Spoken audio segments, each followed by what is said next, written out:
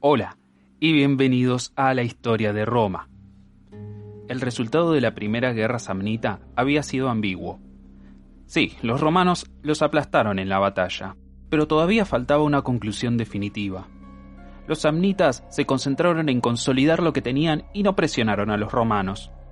Y en Roma todavía no querían llevar la lucha al próximo nivel. Habían ayudado a sus aliados en Campania, echando a los samnitas, y por ahora no les interesaba invadir Samnio y pelear contra un poderoso, capaz y bien aprovisionado enemigo. Además, el descontento se hacía sentir en el Latium, y sabían bien que si se enredaban con los samnitas, las comunidades latinas aprovecharían la oportunidad. Así que se acordó la paz entre romanos y samnitas. Los latinos vieron esto como una admisión de su debilidad, y buscando un trato oficial más beneficioso de parte de los romanos, pegaron cuando el hierro todavía estaba caliente. Pero antes de que se iniciara el conflicto con los latinos, se tomó otro paso más en la lucha por el reparto del poder político. En el 342 a.C., a poco del motín de los soldados de Campania, los plebeyos impulsaron más reformas para aumentar su poder. Estas leyes incluyeron la obligación de que uno de los cónsules anuales tenía que ser de origen plebeyo. Más importante aún, impusieron el requerimiento de que tenían que pasar 10 años para que una misma persona fuera reelecta en un cargo. Está claro que esto fue hecho para prevenir que una sola persona ganara demasiado poder. Pero a veces la cura fue peor que la enfermedad, especialmente como lo veremos en la Segunda Guerra Púnica, cuando era imposible dirigir la guerra con el liderazgo constantemente rotando. Así que aunque se acató y se ignoró este requisito de los 10 años según las circunstancias, sí asentó un precedente cultural. Precedente tan fuerte que cuando entre los años 104 y 100 a.C. Gallo Mario sea reelecto 5 veces consecutivas como cónsul, escandalizaría tanto a los romanos que el mismísimo Estado y el gobierno se vinieron abajo. Pero todavía falta mucho para eso. Cuando los romanos se retiraron de su lucha contra los samnitas, los campanos y los latinos, ambos, querían seguir la pelea. Como mencioné la otra vez, los samnitas le imploraron a los romanos que detuvieran esta agresión, pero los romanos se rehusaron a darle orden alguna a los latinos. Los latinos, por su lado, entendieron que esto significaba que Roma no se sentía lo suficientemente fuerte como para imponer su voluntad. Y como en todo balance político, esto significaba que los latinos eran más fuertes que sus supuestos amos. Resolvieron usar esto en su favor. Una delegación representando a la Liga Latina se envió a Roma para exigir un reordenamiento político. Hasta este punto, los latinos tenían cierto grado de ciudadanía en Roma. Casi siempre era el derecho de comerciar y de casarse, pero no el del voto. La delegación pedía no solo el derecho al sufragio, sino que tuvieron la audacia de exigir que uno de los 2 cónsules anuales tenían que ser de las comunidades latinas. Esto dejó impactado al Senado, y creyeron que los latinos les tomaban el pelo. Ningún romano se iba a someter ante un mero latino. La plebe apenas había logrado garantizarse un cónsul y no lo iba a entregar así sin más. Y los patricios acababan de entregar uno de sus 2 cónsules y no pensaban perder el otro. En la cuestión de un cónsul latino, estas 2 clases estaban unidas. El Senado respondió básicamente: no, nada de reordenamiento político, nos gusta todo como está, bien gracias. Además, ¿nos recuerdan que las cosas están así porque los barrimos en el lago Regilio? Si realmente quieren todo eso, vengan y tómenlo si pueden. Entonces, el Senado votó inmediatamente por emprender una guerra contra estos insolentes latinos. Se levantaron las legiones y fueron enviadas al encuentro de un ejército latino que se había reunido en anticipación del posible rechazo de los romanos. Los cónsules de ese año eran Tito Manlio Torcuato y nuestro viejo y querido héroe de la Primera Guerra Samnita, Publio Decio, el de la corona Graminia. Me voy a ir un poco por las ramas, pero les quiero contar que los romanos solían datar los años según los cónsules electos, y no por una numeración arbitraria.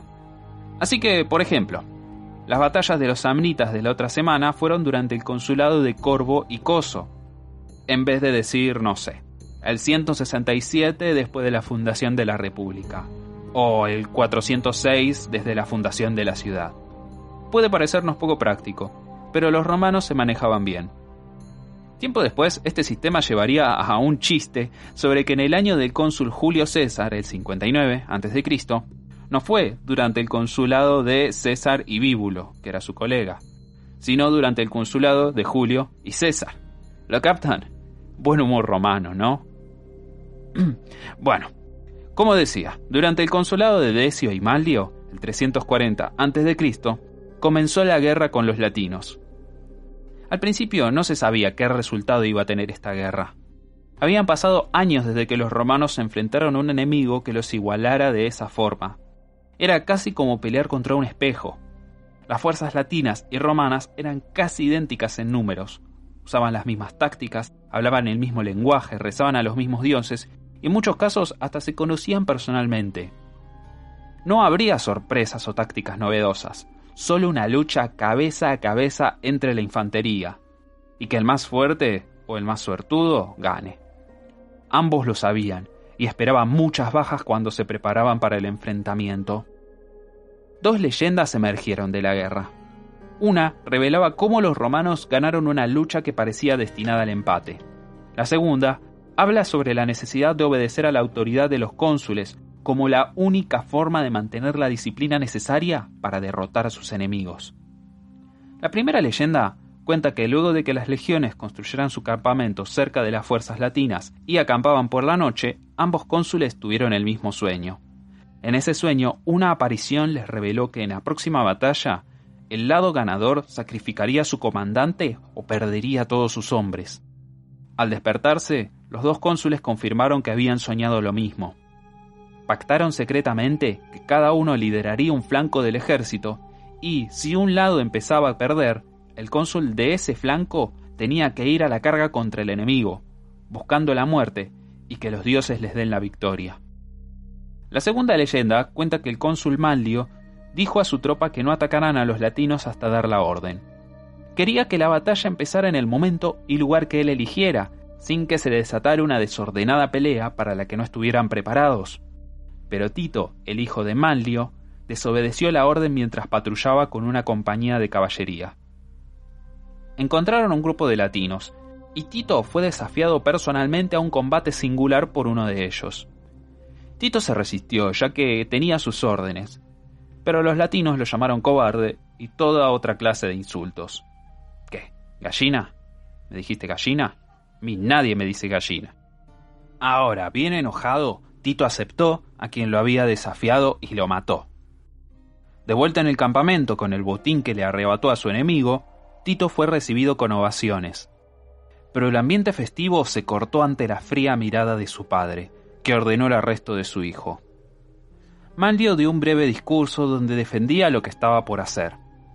Su familia, les dijo, terminaría destrozada por el castigo que estaba a punto de llevar a cabo. Pero eso era mejor antes de que el gobierno terminara destrozado por la desobediencia a la autoridad del cónsul. Entonces, sin compasión y para el horror de sus hombres, Manlio ordenó que su hijo fuera azotado y decapitado.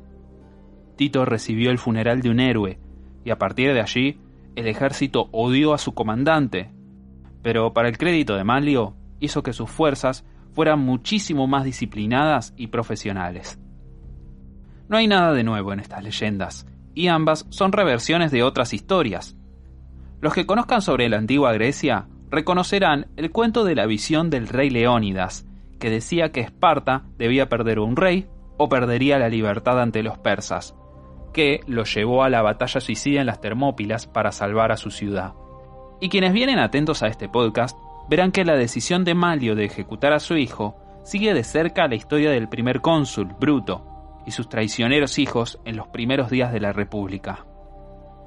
Los analistas romanos estaban enamorados de la idea de que los viejos romanos tenían una dedicación a su estado y a su gobierno fanática, costumbre que tenía que volver a ser moda para ellos. Para los romanos de siglos posteriores, igual que hoy en día y en casi todo tiempo, el pasado resplandece de nobleza y virtud, más allá de que eso sea verdad o no. Aparte de las leyendas, hubo una batalla muy real que tomó lugar cerca del monte Vesubio. Sí, ese monte Vesubio, los latinos y los romanos alinearon sus ejércitos y cargaron uno contra otro. Decio lideró el flanco izquierdo y Manlio el derecho. La lucha fue muy intensa y muy pareja, pero pronto el lado izquierdo empezó a ceder ante los latinos. Se cuenta que Decio, sabiendo lo que tenía que hacer, se colocó una toga ceremonial púrpura y cubrió su rostro. Entonces, completamente armado, montó en un caballo y cargó contra la línea enemiga. Los latinos primero estaban aterrorizados ante el aspecto de este jinete enloquecido, y Decio logró matar a un gran número de ellos antes de caer ante una lluvia de lanzas. Manlio, al ver a su compañero caído, sabía que la victoria estaba cerca. Había reservado una fuerza de veteranos, y cuando los latinos ya estaban desgastados, Manlio mandó a esta tropa todavía fresca, quebrando la resistencia de su enemigo. De vuelta en Roma, Manlio fue aclamado por los ancianos, pero despreciado por los jóvenes que lo odiaban por la ejecución de Tito, que ya era un noble muy popular. Ya fuera por el sacrificio de Decio o las tácticas de Manlio, los latinos habían sido derrotados. A lo largo del siguiente año y medio, los romanos fueron asediando las ciudades latinas una por una, dividiéndolas de forma que no podían ayudarse entre ellas. En este punto de la guerra, los romanos recibieron refuerzos de los samnitas, uniendo por un tiempo a estas dos comunidades enfrentadas. A ambos les interesaba aplastar a los latinos antes de que comenzara la verdadera batalla por la supremacía en Italia entre romanos y samnitas. No servía de nada tener un impredecible tercer bando, en eso estaban de acuerdo. Algunas ciudades latinas se rindieron nada más al ver al ejército romano. Algunas pelearon un poco y luego se rindieron, y otras lucharon hasta el amargo final. Cuando todo terminó, Roma había conquistado todo el Latium. La Liga Latina fue abolida definitivamente, y todo rastro de identidad latina independiente fue destruido por siempre. Entre otras repercusiones, el Senado se reunió para decidir el destino de cada tribu latina según el caso. Los que se rindieron rápidamente o nunca se habían unido a la rebelión obtuvieron una completa ciudadanía romana. Los que sí se resistieron un poco pudieron conservar los derechos al comercio y al matrimonio en Roma, pero no así el del voto. Y aquellas comunidades que lideraron la rebelión fueron desarraigadas de sus tierras y sus pueblos colonizados por romanos. Este tratamiento de los latinos sería típico de las políticas oficiales romanas. Quienes estuvieran predispuestos y no se resistieran al gobierno romano serían recibidos con los brazos abiertos y obtendrían derechos y privilegios. Pero quienes se resistieran y fueran hostiles simplemente serían borrados del mapa. La mayoría de las naciones y tribus terminarían en ese primer grupo y encontraron un trato amable de sus nuevos amos romanos. Esta política de generosidad aseguró la longevidad de un imperio tan diverso como el romano. Eso claramente acompañado del exterminio de las tribus y las naciones que formaban parte del segundo grupo que se resistía. El escenario está listo para una de las guerras más importantes de la historia de Roma, la Segunda o Gran Guerra Samnita. Es comparable en importancia con la Segunda Guerra Púnica, en la que los romanos derrotarían a Cartago, y las guerras macedonias, en la que los romanos controlarían Grecia. En la Segunda Guerra Samnita, los romanos por primera vez buscaron activamente expandirse y construir un vasto imperio. Fue una lucha que duró décadas, y los romanos casi pierden más de una vez. Pero cuando terminó, Roma se encontró controlando toda Italia. Antes de llegar a todo eso, voy a hacer una pausa para hacer un recuento de lo que era una legión romana, cómo peleaba, cómo operaba y cómo era comandada. Las guerras samnitas son un periodo de transición para el ejército, y esta es una buena ocasión para ver cómo los romanos peleaban antes y después del conflicto. La estrategia, las tácticas, la formación de una legión serían las mismas por los próximos 2 siglos, hasta que llegara Mario y reorganizara todo de nuevo.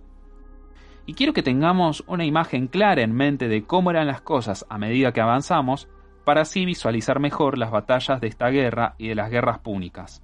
Y luego veremos también cómo los romanos pudieron derrotar decisivamente a los griegos. Así que la próxima aprenderemos sobre las falanges, sus fortalezas y debilidades, y por qué los romanos las abandonaron en favor del sistema de manípulos. ¿Cuántos hombres guiaba un centurión? Pista, la respuesta no es 100. y qué significaba realmente el concepto de la legión.